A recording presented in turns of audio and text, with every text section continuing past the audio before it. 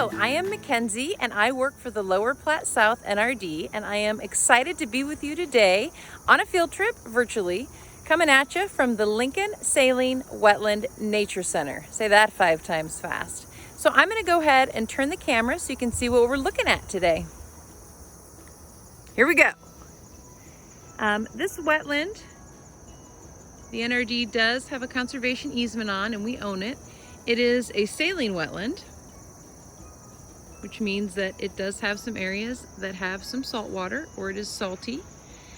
Wetlands are typically wet for part of the year and dry for part of the year. That can sometimes be their cycle.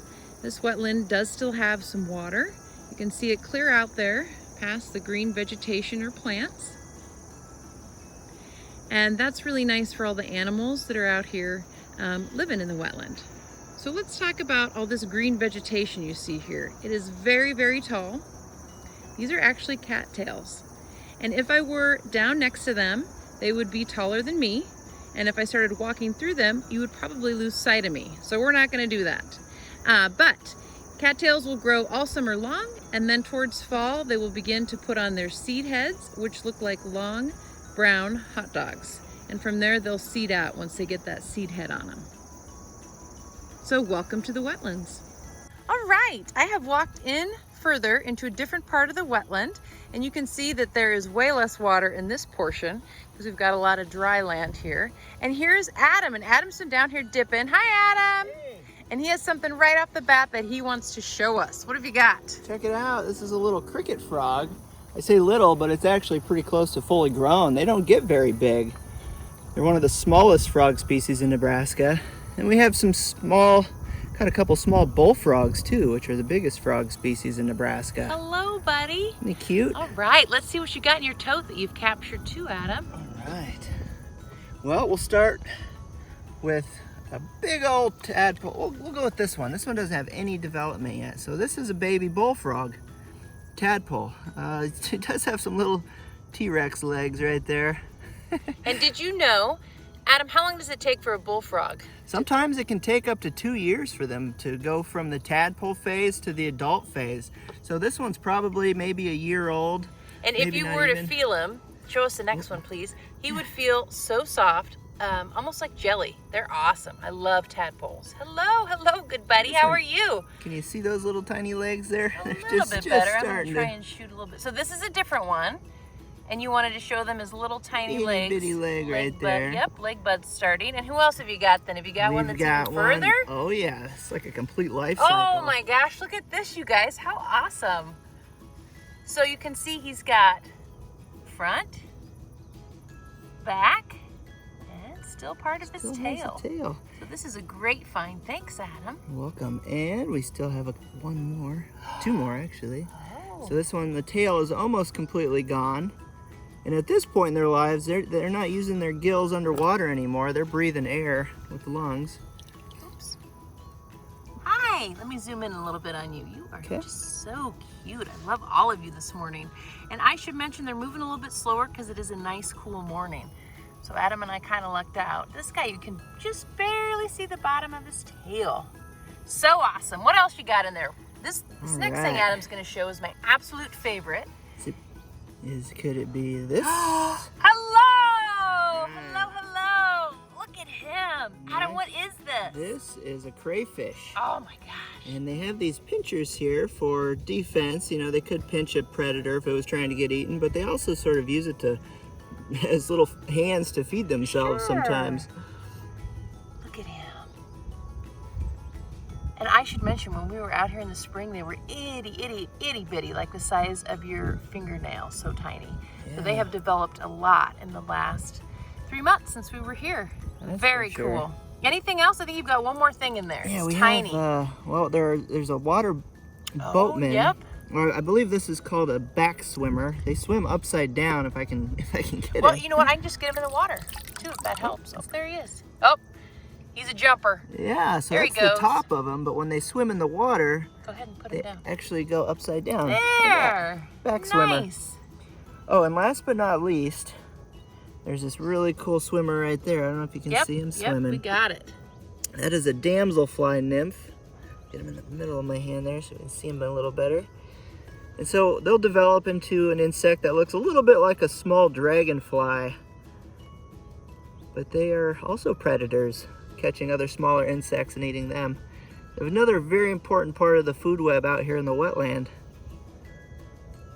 Very neat. Nice. Do we have any dragonfly nymphs? Oh, yeah, that's right. There is a little dragonfly nymph in here. Just a baby, so he's going to look find around. him. There's everybody. Oh, there he is. Everyone's like, woo! Party. Hey, there we he is. go.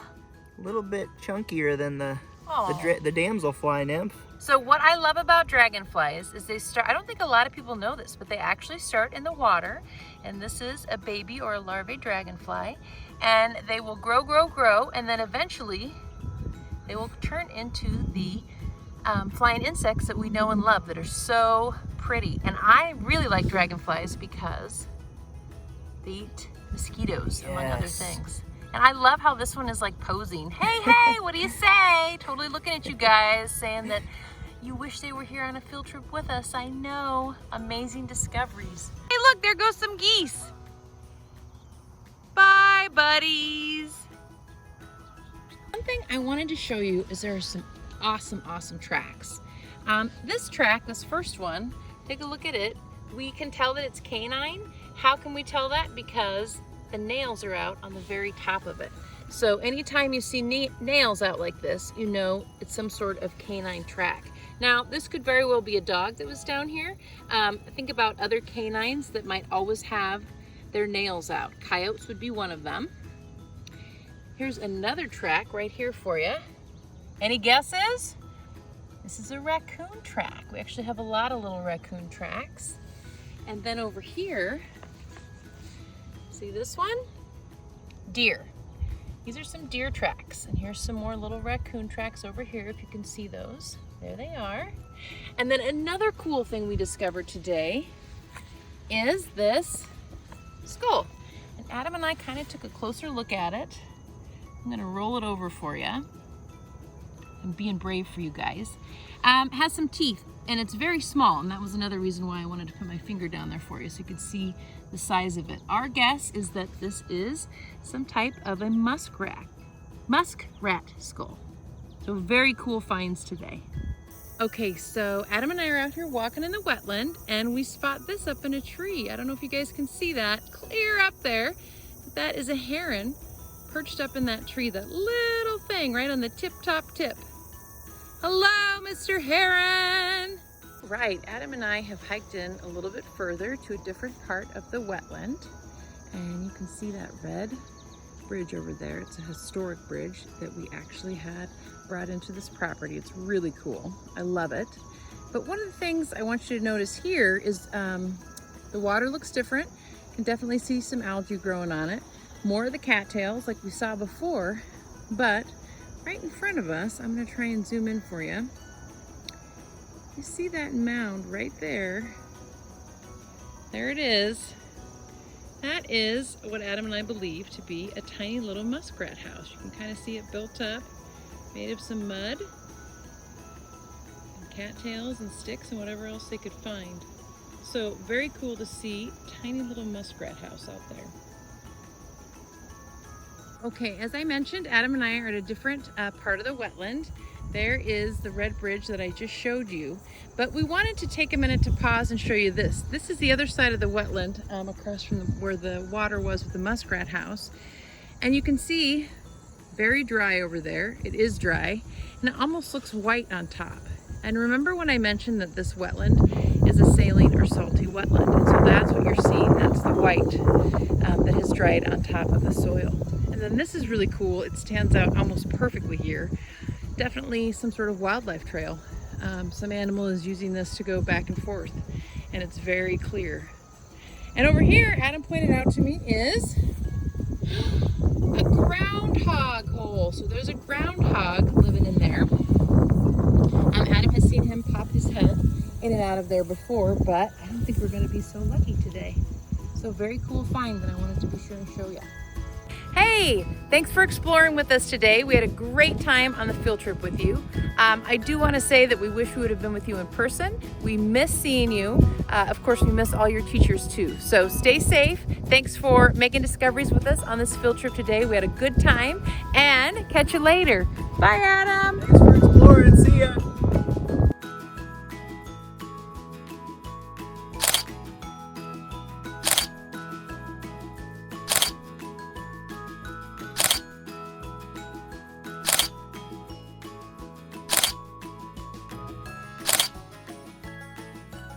Okay, so you're not gonna believe this. I'm walking along in the wetland and look what I see.